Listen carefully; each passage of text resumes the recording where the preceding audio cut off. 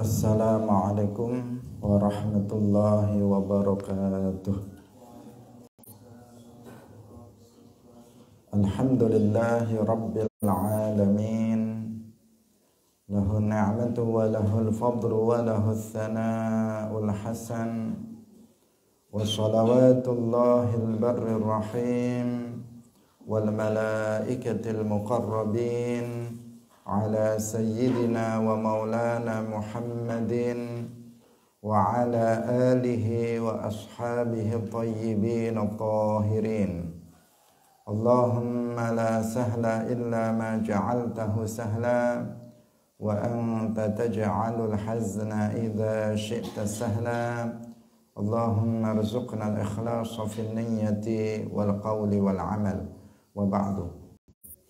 Ila nabiyil mustafa sallallahu alaihi wasallam wa ikhwanihi minal anbiya'i wal mursalin wa syuhada'i was salihin, khususan ila sultanil awliya Syekh Abdul Qadir al-Jilani wa Syekh Ahmad ar-Rifa'i wa Syekh Bahaidin an-Naqsyabandi wa Syekhina Abdullah al-Harari wa ila arwahi muassisi jam'iyyati Nahdlatul Ulama Syekh Muhammad Hashim Ash'ari wa Syekh Bisri Sansuri wa Syekh Abdul Wahhab Hasbuwah wa ila arwahi jami'i ahli al-qubur minal muslimin wal muslimat.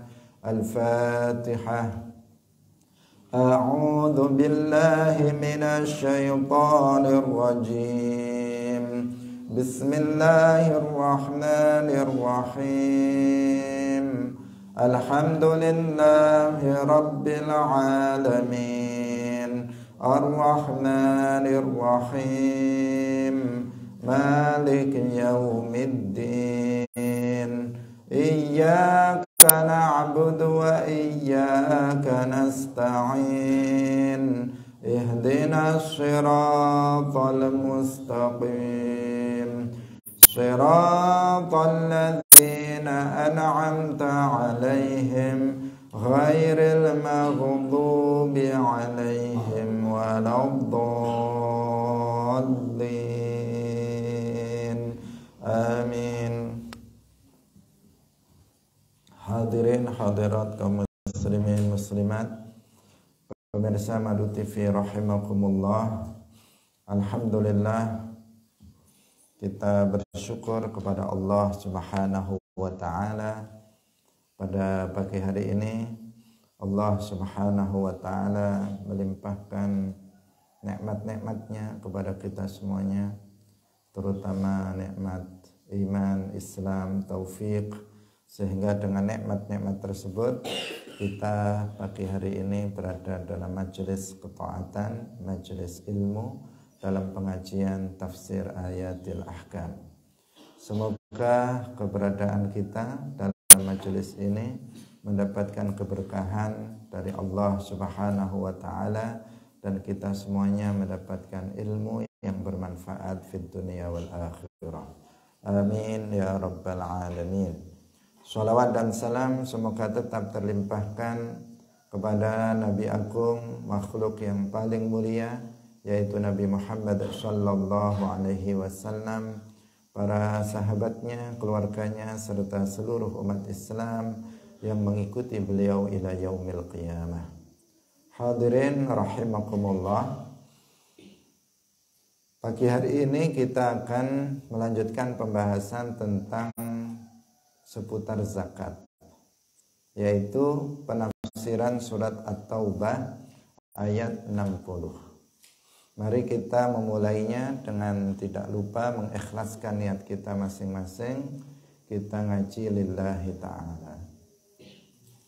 Qala Allah ta'ala, innamas shadaqatu lil fuqara'i wal masakini wal 'amilina 'alaiha wal mu'allafati qulubuhum wa fir riqabi wal gharimina wa fi sabilillahi wa ibnis sabil fariidatan minallah wallahu alimun hakim. Innamas shadaqatu lil fuqara'i, sesungguhnya zakat itu hanya untuk orang-orang fakir. Shadaqat di sini artinya zakat. Sesungguhnya zakat itu hanya untuk orang-orang fakir wal masakini, dan orang-orang miskin, wal amilina, dan para amil zakat, wal amilina 'alaiha, wal mu'allafati qulubuhum, dan mu'allaf qulubuhum, wa fir riqabi, dan untuk budak mukatab, wal gharimina, dan orang-orang yang punya hutang, wa fi sabilillahi wa ibnis sabil, dan untuk sabilillah dan ibnis sabil. Fariidatan minallah, sebagai kewajiban dari Allah. Allah mewajibkannya kepada kita. Wallahu alimun hakim. Allah adalah zat yang maha mengetahui, hakimun, dan zat yang maha bijaksana. Qala Suyuti fil Iklil, qauluhu ta'ala innamas sadaqatu al-ayata fiha bayan masrifiz zakati wa annaha lihadhihi thamaniyati la yastahiqquha ghairuhum. Dalam ayat ini terdapat penjelasan tentang orang-orang yang berhak untuk mendapatkan zakat. Bahwasanya zakat itu hanya untuk 8 orang ini atau 8 golongan ini, tidak berhak untuk mendapatkan zakat selain 8 golongan ini. Jadi ayat ini secara khusus menjelaskan tentang mustahiqquz zakah, orang-orang yang berhak untuk menerima zakat. Seperti yang kita telah jelaskan sebelumnya, bahwa zakat ini adalah salah satu a'zamu umuril Islam, ajaran Islam yang paling pokok, yang dia memiliki aturan-aturan sebagaimana sholat, sebagaimana puasa, sebagaimana haji, dan ibadah-ibadah yang lainnya. Ada aturan-aturan yang harus kita penuhi agar penunaian zakat yang kita lakukan itu sah. Ada dalam masalah zakat yang disebut dengan amwal atau mal zakawi, harta yang wajib dikeluarkan zakatnya. Harta benda itu jumlahnya sangat banyak, tidak semuanya wajib dikeluarkan zakatnya, tetapi hanya harta-harta tertentu yang wajib dikeluarkan zakatnya. Nah, yang disebut dengan amwal zakawiyah. Misalnya binatang ternak. Binatang ternak itu sangat banyak. Ada orang berternak sapi, ada orang berternak kambing, ada orang berternak unta, ada orang berternak ayam, ada orang berternak bebek, mentok, dan sebagainya. Ada orang berternak kelinci, berternak burung puyuh, dan seterusnya. Nah, banyak sekali jenis-jenis peternakan. Tetapi yang wajib mengeluarkan zakat peternakan itu hanya peternak unta, sapi, dan kambing. Ini namanya berarti ada pembatasan, ada penentuan yang ditentukan oleh syarak. Tentu dengan hikmah-hikmah tertentu. Pertanian misalnya, orang bertani itu kan banyak. Ada bertani bahan makanan pokok seperti padi, jagung, gandum. Ada orang yang bertani menanam cabai, ada orang yang menanam tebu, ada yang menanam sayur-sayuran, menanam sawit, dan sebagainya. Tetapi yang wajib mengeluarkan zakat itu hanya orang yang bercocok tanam bahan makanan pokok. Nah, ditentukan.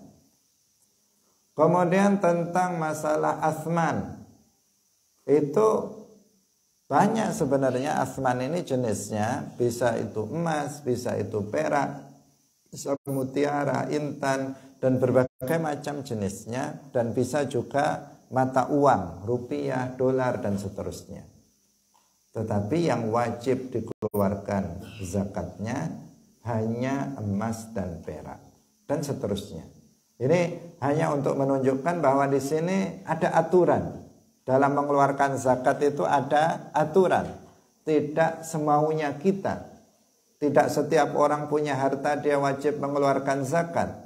Tetapi orang yang memiliki harta tertentu yang telah ditentukan syarak, itu yang wajib mengeluarkan zakat dengan ketentuan-ketentuan yang tertentu. Demikian juga tentang masalah masarifuz zakah, tentang mustahiquz zakah, tentang orang yang berhak untuk menerima zakat. Tidak semua orang bisa kita kasih zakat. Tetapi Al-Quran syarak sudah menentukannya. Yang ini akan kita bahas, yaitu dalam surat At-Taubah ayat 60. Selain yang disebut dalam ayat ini, itu tidak tergolong sebagai orang yang berhak menerima zakat. Karena kita sering menemukan seseorang itu mengeluarkan zakat semaunya. Semaunya. Yang sebagian ada, pokoknya saya bagikan kepada tetangga-tetangga saya. Entah itu kaya, entah itu miskin, entah itu fakir atau enggak peduli. Yang penting saya bagikan ke tetangga saya. Ada yang kayak begitu. Ada lagi yang penting saya bagikan kepada saudara-saudara saya. Ada lagi orang yang membayar zakat diberikan kepada anak-anak yatim. Ada lagi orang yang membayar zakat diberikan untuk masjid, musola, agar bisa untuk membangun masjid, musola. Ada lagi yang bayar zakat diberikan untuk guru-guru ngaji dan seterusnya. Nah, ini perlu untuk diberikan pemahaman bahwa zakat ini ibadah, dia ada aturannya, termasuk kepada siapa zakat itu diberikan, itu sudah ada ketentuannya dalam syarak, dalam Al-Quran maupun hadis. Dalam masalah khusus tentang mustahiquz zakah ditentukan dalam surat At-Taubah ayat 60. Al-Imam As-Suyuti mengatakan bahwa ayat At-Taubah ayat 60 ini di dalamnya menjelaskan tentang mustahiquz zakah, tentang masarifuz zakah, orang-orang yang berhak untuk mendapatkan zakat. Bahwa yang mendapatkan zakat, berhak untuk mendapatkan zakat, itu 8 golongan. Selain 8 golongan, itu tidak berhak untuk mendapatkan zakat. Qala Ramliyu fi nihayatil muhtaj, fa'ulima minal hasr bi innama adamu sarfiha li ghairihim wa huwa mujma'un alaihi. Wa innama waqa'al khilafu fi isti'abihim. Imam Ramli dalam kitab Nihayatul Muhtaj mengatakan, diketahui dari hasr dengan lafadz innama. Ayat ini didahului dengan lafadz innama. Innama sadaqatu lil fuqara'i ila akhiril ayat. Nah, jadi didahului dengan innama. Innama itu apa fungsinya? Lil hasr, untuk membatasi. Sehingga kalau kita terjemahkan tadi dalam bahasa Indonesia, innama shadaqatu artinya sesungguhnya zakat itu hanya.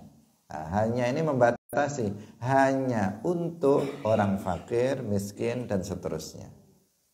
Nah, hanya itu berarti beliau mengatakan adanya innama untuk hasr ini menunjukkan bahwa zakat itu tidak diberikan kepada selain 8 golongan ini.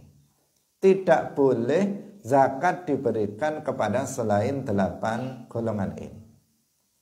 Dan ini mujma' alaihi. Ini sesuatu yang telah disepakati oleh seluruh a'immah, seluruh imam mazhab yang 4. Semua para ulama mujtahidun semuanya telah sepakat memiliki pendapat yang sama tentang masalah ini, bahwa zakat tidak boleh diberikan kepada selain 8 golongan. Baik itu Imam Syafi'i, Imam Abu Hanifah, Imam Malik, Imam Ahmad, semuanya sepakat tentang masalah ini. Nah, perbedaan pendapat itu terjadi yaitu tentang cakupan dari masing-masing 8 asnaf ini. Siapa yang dimaksud fakir, siapa yang dimaksud miskin, di sini ada perbedaan pendapat di antara para ulama. Kemudian siapa yang dimaksud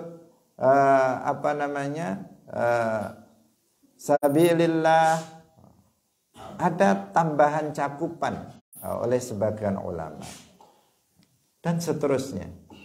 Cakupannya dan pengertiannya itu yang ada perselisihan. Adapun bahwa zakat hanya untuk 8 golongan ini, itu sesuatu yang mujma' alaih. Kenapa kok mujma' alaih? Ya karena memang nasnya dalam surat At-Taubah membatasi itu, ditandai dengan lafadz innama yang berfungsi lil hasri, untuk pembatasan. Hadirin hadirat rahimakumullah. Sekarang kita membaca tafsir An-Nasafi. Ini sering kita di sini kemukakan tafsir An-Nasafi, di mana mufassir yaitu An-Nasafi beliau bermadhab Hanafi. Bermadhab Hanafi, sehingga kita memperoleh memperoleh pengetahuan yang lebih dalam setiap pembahasan yang kita lakukan, karena ada perspektif yang berbeda dari apa yang kita pelajari dalam sebagian penafsiran. Qala an-Nasafiyyu fi tafsirihi innama shadaqatu lil fuqara'i wal masakin qasru jinsi shadaqat alal asnaf al ma'dudah ay hiya mukhtassatun bihim la tatajawazu ila ghairihim. Nah, di sini ada pembatasan jenis zakat itu pada golongan-golongan yang telah dihitung dalam ayat itu. Artinya sudah disebutkan dalam ayat tersebut, dan zakat itu dikhususkan untuk mereka, tidak pada selain mereka. Hanya 8 saja, tidak pada selain yang 8 itu. Ka'annahu qila, seakan-akan dikatakan innama hiya lahum la li ghairihim. Sesungguhnya zakat itu hanya untuk mereka, tidak untuk selain mereka. Seakan-akan seperti itu. Seakan-akan ada kata-kata apa? La li ghairihim. Zakat itu hanya untuk yang 8 ini, tidak untuk selain yang 8. Seakan-akan seperti itu, adanya hasr, pembatasan dalam ayat tersebut.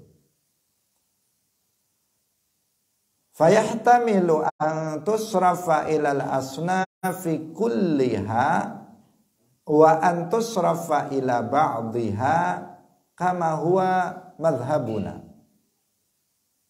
Nah, di sini mengandung kemungkinan bahwa zakat itu bisa ditasarufkan, bisa diberikan kepada 8 golongan seluruhnya, atau zakat itu juga bisa ditasarufkan kepada 8 atau kepada sebagian dari 8 asnaf tersebut. Sebagaimana itu madhab kita. Maksudnya madhab mu'allif, yaitu madhab Hanafi. Dalam madhab Hanafi, sebagaimana dijelaskan oleh Syekh Abdullah Al-Harari rahimahullah, mengatakan al-Hanafiyyatu yujizuna taf'az zakati li syakhsin wahidin lil faqiri aw lil gharimi aw nahwi dzalika.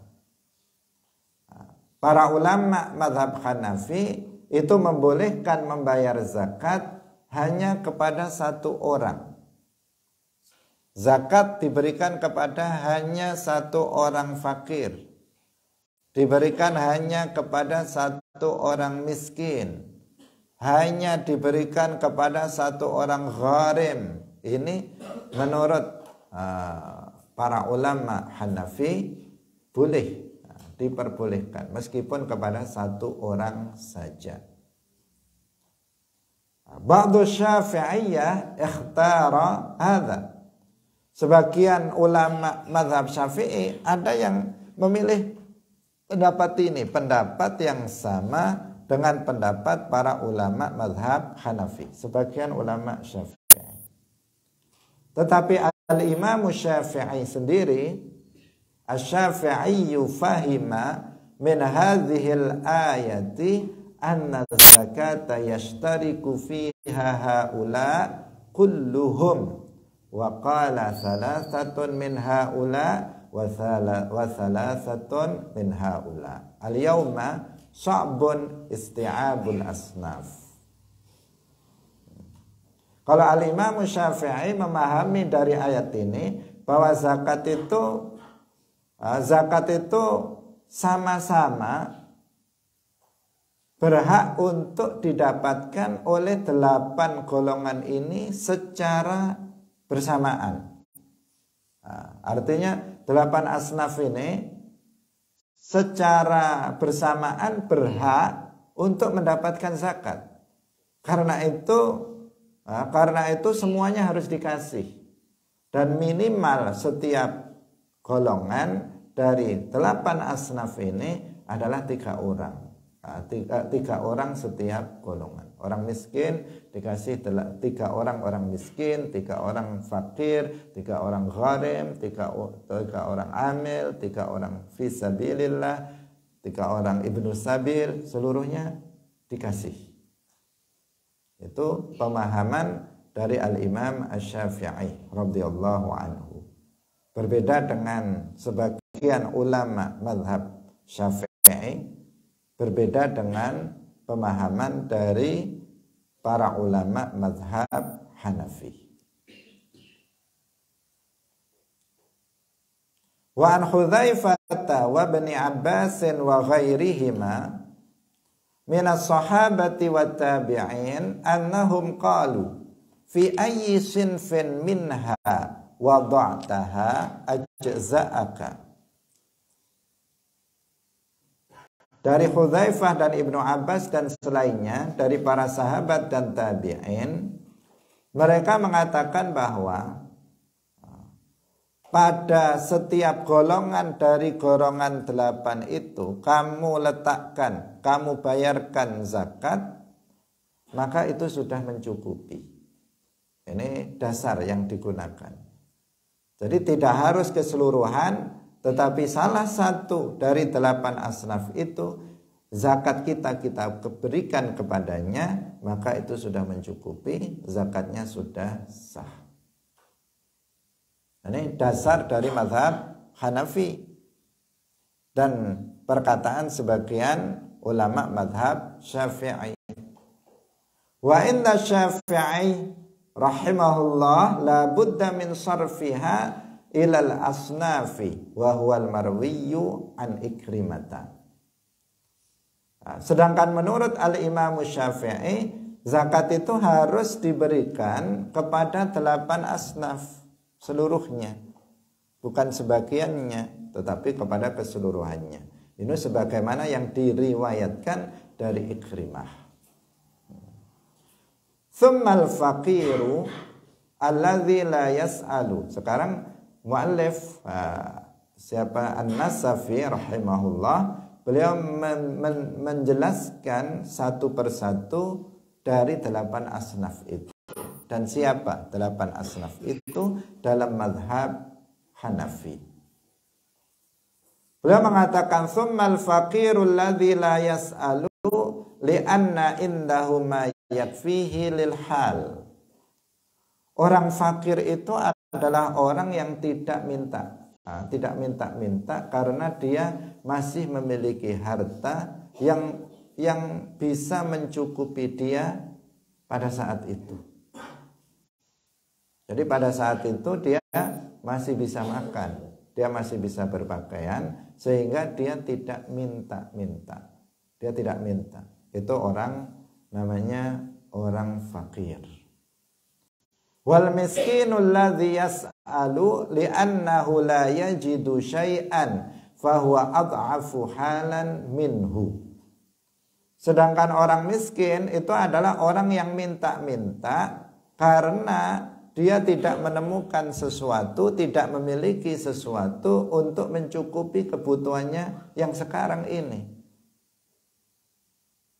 Maka di sini berarti orang miskin kondisinya lebih berat, lebih lemah dibandingkan dengan orang fakir dalam mazhab Hanafi. Berbeda dalam mazhab Syafi'i yang kebalikannya. Yang kita pelajari dalam mazhab Syafi'i, orang fakir itu lebih berat keadaannya dibandingkan orang miskin. Orang fakir itu lebih lemah dari sisi perekonomian dibandingkan dengan orang miskin. Itu yang dalam mazhab Syafi'i. Dikatakan bahwa orang fakir itu adalah orang yang dia nggak punya pekerjaan atau punya pekerjaan tetapi dia tidak bisa mencukupi separuh dari kebutuhannya. Dalam sehari dia butuh misalnya 100.000. Dia untuk kebutuhan dia, istri dan anak-anak, dia membutuhkan uang 100.000 setiap hari. Tetapi dia hanya mampu untuk menghasilkan uang 40.000. Berarti tidak sampai separuh. Butuhnya 100, cuman dapat 40, kurangnya 60, lebih dari separuh. Maka ini yang disebut dengan fakir dalam mazhab Syafi'i. Sedangkan orang miskin keadaannya lebih baik dari orang fakir, yaitu seseorang yang dia tidak bisa memenuhi kebutuhannya, namun dia sudah bisa menghasilkan penghasilan yang bisa mencukupi kebutuhan dia separuh atau lebih. Tidak seluruhnya. Jadi misalnya tadi dia butuh 100.000, tapi dia hanya bisa mendapatkan setiap harinya 60.000, 70.000, 80.000, 90.000. Masih kurang, belum 100.000. Masih kurang, tetapi lebih dari separuh kebutuhannya dia bisa mencukupinya. Ini namanya apa? Miskin. Jadi fakir sama miskin dalam mazhab Syafi'i, mana yang lebih berat kondisinya, mana yang lebih lemah kondisinya? Orang fakir lebih berat keadaannya dibandingkan orang miskin dalam mazhab Syafi'i. Sedangkan dalam mazhab Hanafi dibalik, orang miskin itu lebih berat keadaannya daripada orang fakir.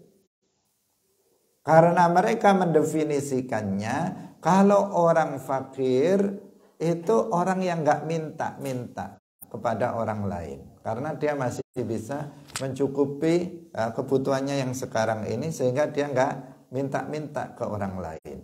Itu namanya orang fakir.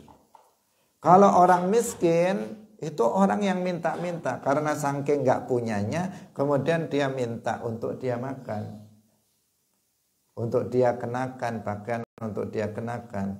Maka orang ini namanya miskin. Sehingga orang miskin itu lebih berat keadaannya, lebih lemah ekonominya dibandingkan dengan orang fakir. Itu khilaf, namanya perbedaan pendapat di antara para ulama tentang definisi fakir dan miskin.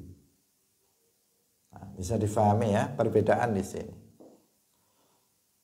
Tetapi keduanya, apakah dia fakir atau miskin, sama-sama berhak untuk mendapatkan zakat. Apakah zakatul fitr ataupun zakatul mal. Nah, dua-duanya mereka berhak untuk mendapatkannya. Karena ayat ini berbicara zakat secara umum, baik zakatul fitr maupun zakatul mal. Bukan hanya khusus untuk zakat mal, tetapi juga untuk seluruh jenis zakat. Nah, ini tentang fuqara, lil fuqara'i wal masakin. Kemudian kita lanjutkan, wal 'amilina 'alaiha humus su'atul ladzina yaqbidunaha. Al-amil yang ketiga dari mustahik zakat adalah amil. Amil itu adalah orang yang ditunjuk oleh khalifah atau imam untuk mengambil dan mentasarufkan zakat. Itu amil. Syekh Abdullah Al-Harari rahimahullah mengingatkan tentang masalah ini. Karena sekarang banyak orang yang tidak diangkat oleh khalifah atau imam, tetapi mengklaim bahwa diri mereka adalah amil. Sebagian mereka ditunjuk oleh takmir masjid sebagai panitia zakat, kemudian dia merasa bahwa dirinya itu amil. Sebagian ditunjuk oleh Pak RT atau oleh masyarakat setempat, kemudian dia mengklaim bahwa dirinya adalah amil yang berhak menerima zakat. Lebih fatal lagi, ada sebagian orang membentuk panitia zakat, tetapi sebagian zakatnya itu untuk para panitia lebih banyak. Orang miskinnya sedikit-sedikit, untuk panitianya lebih banyak dibandingkan dengan mereka yang mustahik asli, dengan alasan mereka adalah amil. Hadirin rahimakumullah, amil ini adalah orang yang ditunjuk oleh khalifah atau imam, ditugaskan untuk mengambil dan mentasarufkan zakat. Itu amil.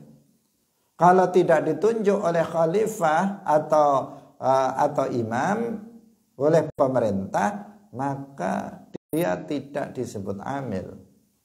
Bisa dia kedudukannya sebagai wakil dari muzakki, sebagai wakil dari orang yang berzakat. Misalnya, Pak, tolong saya titip zakatnya diberikan kepada yang berhak. Oh iya, itu dia, itu wakil, namanya wakil dari muzakki, wakil dari orang yang mengeluarkan zakat. Bukan amil, tapi wakil. Dan wakil dari muzakki itu tidak berhak untuk mendapatkan zakat. Ini harus diperhatikan. Jadi panitia-panitia yang dibentuk di masjid, di musola, di sekolah, ataupun di perguruan tinggi, atau di kampung-kampung, itu bukan amil syar'i, bukan amil sesuai dengan ketentuan syarak yang boleh dan berhak mendapatkan zakat. Tidak masuk. Karena amil ini harus ditunjuk oleh siapa? Oleh imam atau khalifah, bukan ditunjuk oleh masyarakat setempat, bukan ditunjuk oleh ketua takmir, tidak ditunjuk oleh misalnya Pak RT dan sebagainya. Nah, ini tentang siapa? Mu'allaf. Tentang siapa? Amil. Tentang amil. Kemudian wal mu'allafati qulubuhum. Yang keempat dari mustahik zakat adalah mu'allaf qulubuhum alal Islam, wal mu'allafati qulubuhum alal Islami.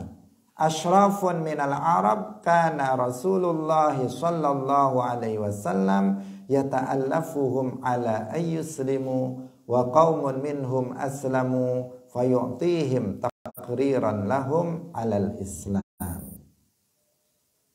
Jadi mu'allaf itu dahulu dikatakan oleh beliau, para pembesar-pembesar Arab, Rasulullah sangat menginginkan mereka itu bisa masuk Islam. Karena dengan masuknya mereka ke dalam Islam akan memberikan motivasi kepada orang lain untuk juga ikut masuk ke dalam agama Islam. Karena itulah maka ketika para tokoh-tokoh, para pembesar orang Arab ini, mereka sebagian masuk Islam, maka mereka diberikan diberikan zakat. Diberikan zakat. Tujuannya apa? Agar dia kuat Islamnya, agar dia kemudian mantap untuk tetap di dalam agama Islam dan tidak keluar dari Islam. Yang pertama. Yang kedua, agar orang-orang lain, para tokoh-tokoh lain yang belum masuk ke dalam agama Islam menjadi tertarik untuk masuk ke dalam agama Islam. Mereka akan berpikiran, enak ya kalau masuk Islam dikasih zakat. Karena sebab orang itu kan kalau dikasih-kasih suka, kebanyakan itu suka. Kalau ngasih nggak suka, kalau dikasih rata-rata suka. Maka di sini apa? Di sini orang tertarik, oh enak orang itu masuk Islam dikasih zakat. Kemudian terdorong, wah saya masuk juga lah ke dalam Islam. Padahal dengan masuknya dia, maka akan membawa orang lain juga masuk ke dalam agama Islam. Ini penafsiran dari Al-Imam An-Nasafi rahimahullah. Orang kalau masuk ke dalam agama Islam awal-awal, dia butuh apa? Butuh untuk beradaptasi. Biasanya dia masih canggung. Mana teman, dia masih canggung. Maka butuh orang yang kemudian mendekatinya, bergaul dengannya dengan akhlak yang baik. Dan apabila dia dikasih zakat, maka dia merasa diperhatikan. Oh ternyata Islam begini. Diperhatikan, dia merasa diperhatikan sehingga dia kemudian semakin kuat dalam keislamannya.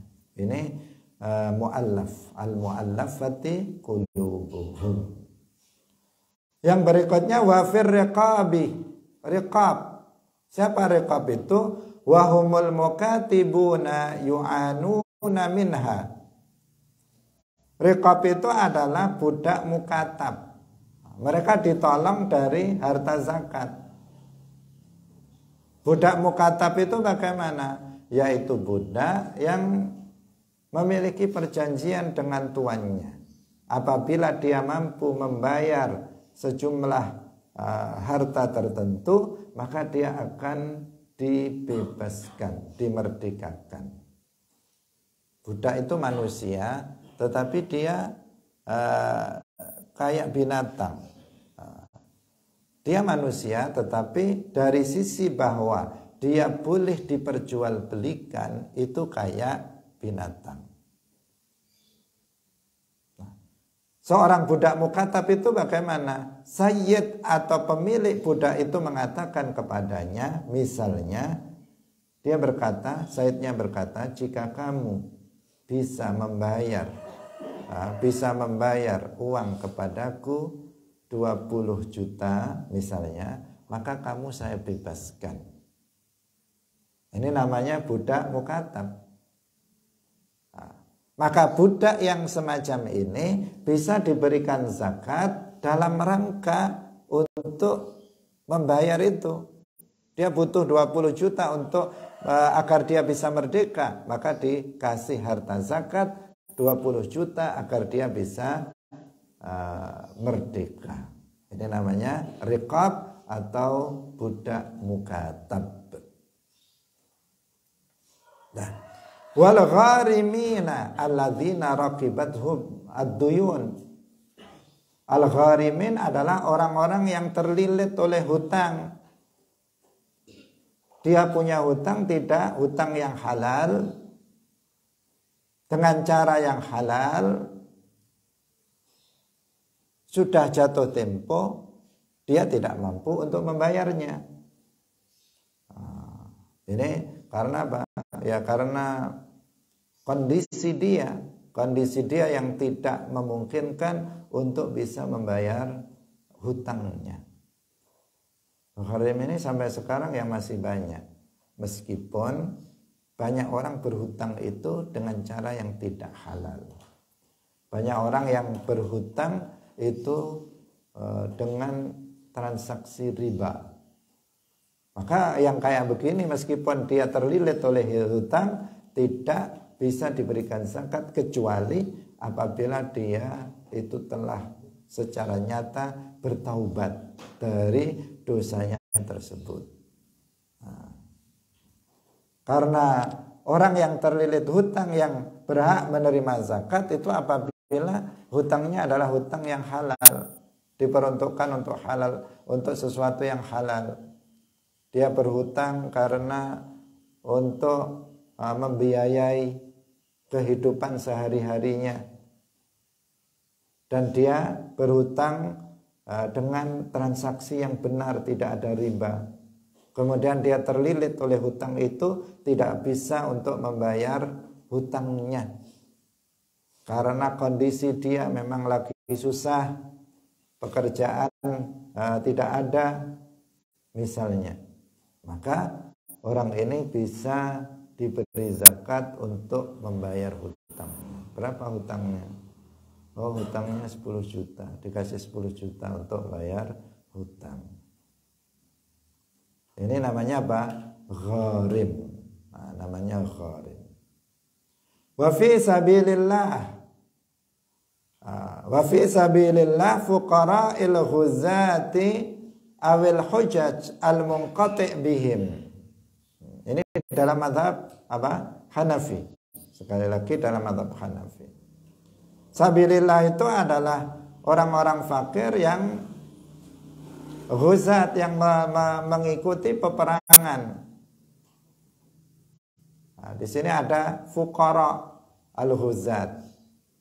Berbeda dalam mazhab Syafi'i. Itu tidak disebut fuqara. Pokoknya al-ghuzat al-mutatawwi'un, orang yang berperang secara fisik. Bukan perang pemahaman, bukan perang pemikiran, tetapi orang yang ghuzat, orang yang mengikuti peperangan, al-mutatawwi'un, secara sukarela. Tidak dibayar oleh pemerintah. Karena kalau sekarang kan tentara itu, atau dulu juga demikian, ada tentara itu dibayar. Memang dia tentaranya negara, setiap bulan dia dibayar. Kalau dia berperang, maka dia tidak disebut fisabilillah. Nah, fisabilillah dalam masalah zakat ini adalah mereka yang berperang secara sukarela. Kalau dalam baik itu kaya atau miskin, itu dikasih dalam mazhab Syafi'i. Tetapi kalau dalam mazhab Hanafi, itu adalah yang fakir dari mereka yang ikut dalam peperangan fisabilillah, itu yang disebut fisabilillah dan berhak untuk menerima zakat. Ditambah lagi dalam mazhab Hanafi, ini juga dalam mazhab Hambali, yaitu orang yang haji, yang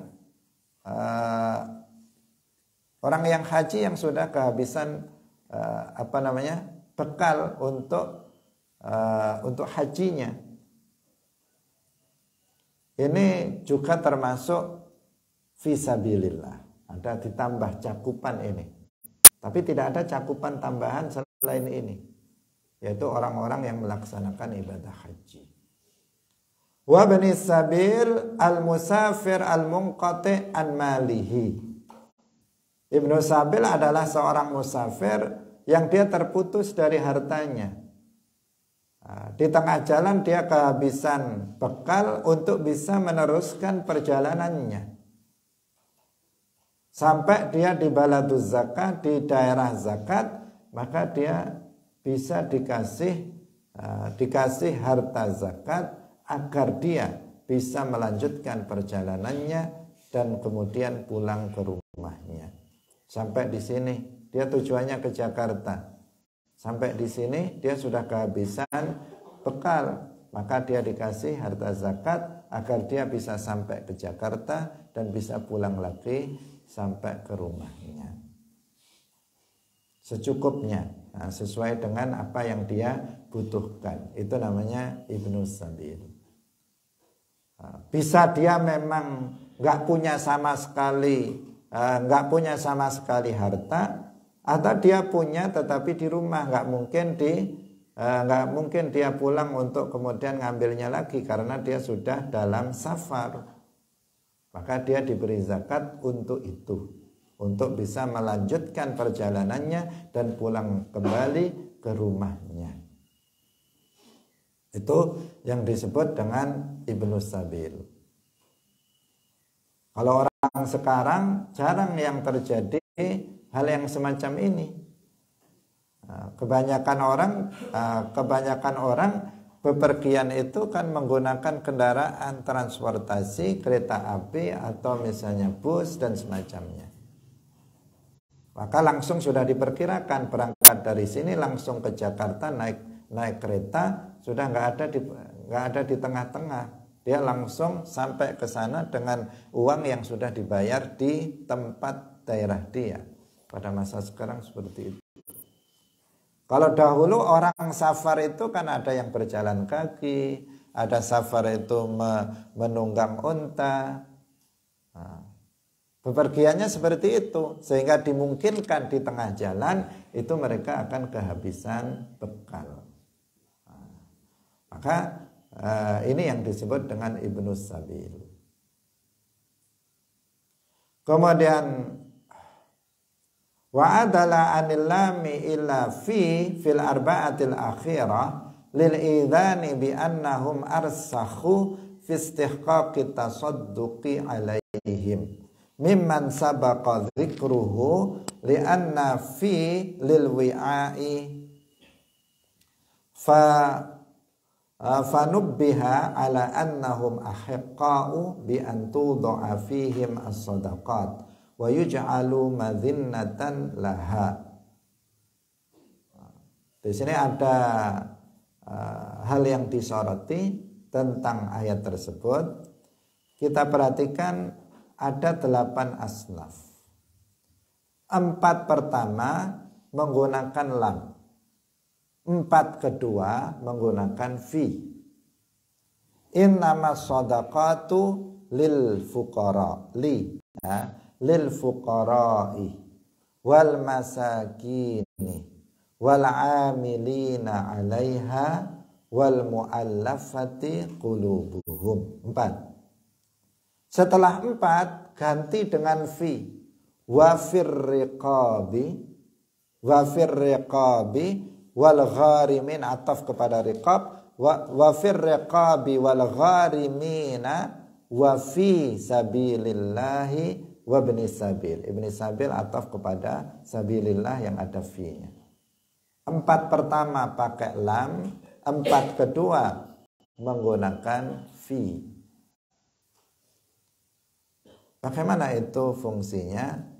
Itu untuk menunjukkan agar kita ada rasa bahwasanya 4 golongan yang terakhir itu mereka lebih kuat dalam hal keberhakannya terhadap zakat dibandingkan dengan 4 yang di depan, karena menggunakan kata fi.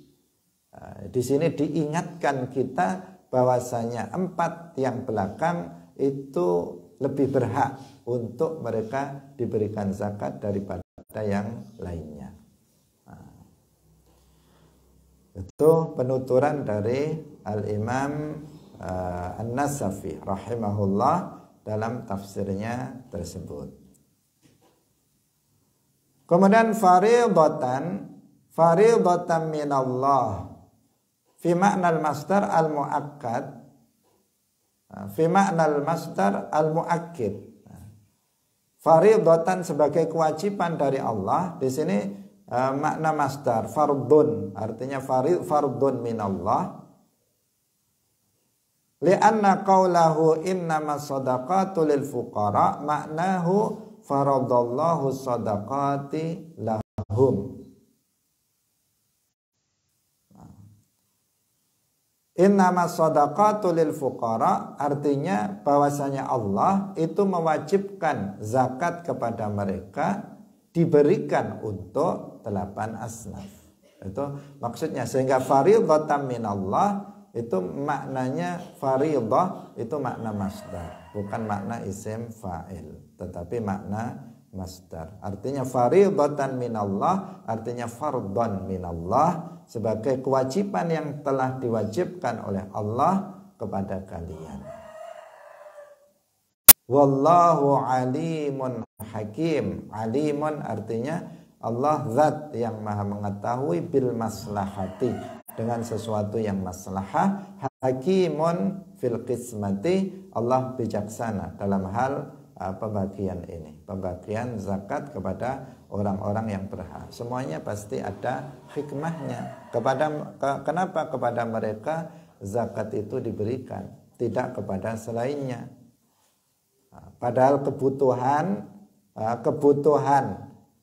yang butuh terhadap pembiayaan, yang butuh terhadap harta, itu kan bukan hanya 8 asnaf. Pembangunan masjid, pembangunan musola, pembangunan madrasah, pembangunan pondok pesantren, butuh dana apa enggak? Butuh. Tetapi tidak bisa diambil dari zakat, karena zakat tertentu untuk 8 asnaf. Anak yatim butuh duit apa enggak untuk kehidupan mereka? Butuh, enggak ada yang memberikan nafkah, mereka membutuhkannya. Tetapi anak yatim tidak diberi dari zakat. Para santri seperti kalian butuh duit enggak untuk kalian hidup di pondok? Butuh. Tetapi enggak boleh dikasih harta dari zakat meskipun kamu butuh, kecuali kalau kamu itu miskin atau fakir, karena misalnya sudah balik, orang tuanya enggak ngasih, kamu fakir miskin, maka bisa kamu diberi zakat. Tapi atas nama karena kamu santri, maka itu tidak bisa diberikan zakat. Apalagi kalau masih kecil, masih menjadi tanggung jawab orang tua, maka dia tidak diberi zakat. Para janda yang nggak ada suaminya yang memberikan nafkah kepadanya, butuh nggak dia diberi uang, diberikan zakat? Dia butuh, tetapi dia tidak dikasih. Dia tidak dikasih dari zakat. Bukan berarti mengabaikan mereka, bukan berarti Islam tidak memperhatikan mereka, enggak. Tidak seperti itu, tetapi mereka diberi dari segmen yang lainnya, diberikan dari segmen yang lainnya. Umat Islam itu juga dianjurkan untuk berinfak. Selain zakat, ada infak, ada sedekah yang juga itu bisa diberikan kepada mereka. Bahkan kita dianjurkan untuk menjadi kafilul yatim, yaitu orang yang menanggung, orang yang bisa menanggung kebutuhan-kebutuhan anak yatim. Bukan sekedar ngasih zakat per tahun, tetapi bahkan dianjurkan umat Islam untuk menanggung kebutuhan anak yatim. Kita juga dianjurkan untuk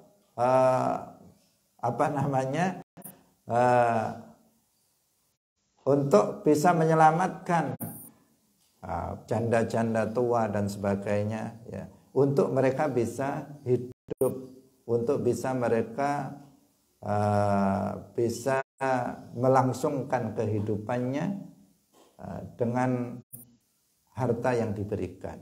Karena mereka tidak bekerja, mereka nggak ada yang memberi nafkah, tentu saja mereka membutuhkan itu.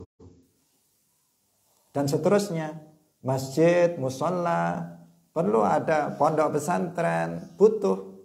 terhadap harta untuk bisa membangun, tetapi bukan dari zakat. Umat Islam juga didorong dalam hadis-hadis Nabi, dalam ayat Al-Quran, banyak yang mendorong kepada kita untuk berinfak dalam rangka pembangunan tempat-tempat ibadah, masjid dan sebagainya, yang pahalanya sangat besar. Barang siapa yang membangun masjid meskipun kecil, maka nanti di akhirat dia akan dibangunkan rumah di dalam surga. Hadirin rahimakumullah, waktu sudah habis. Insya Allah akan kita lanjutkan kembali besok dalam tema yang sama, melanjutkan. Ada beberapa catatan penting terkait dengan makna fisabilillah yang banyak disalahpahami oleh sebagian orang pada masa sekarang. Barakallahu fikum, wallahul muwaffiq ila aqwamit thariq. Wassalamualaikum warahmatullahi wabarakatuh. La ilaha illallah. Allahumma salli ala sayyidina Muhammad wa ala alihi wa sahbihi wa sallim. Rabbi ghfirli wa liwalidayya wa lil mu'minina wal mu'minat.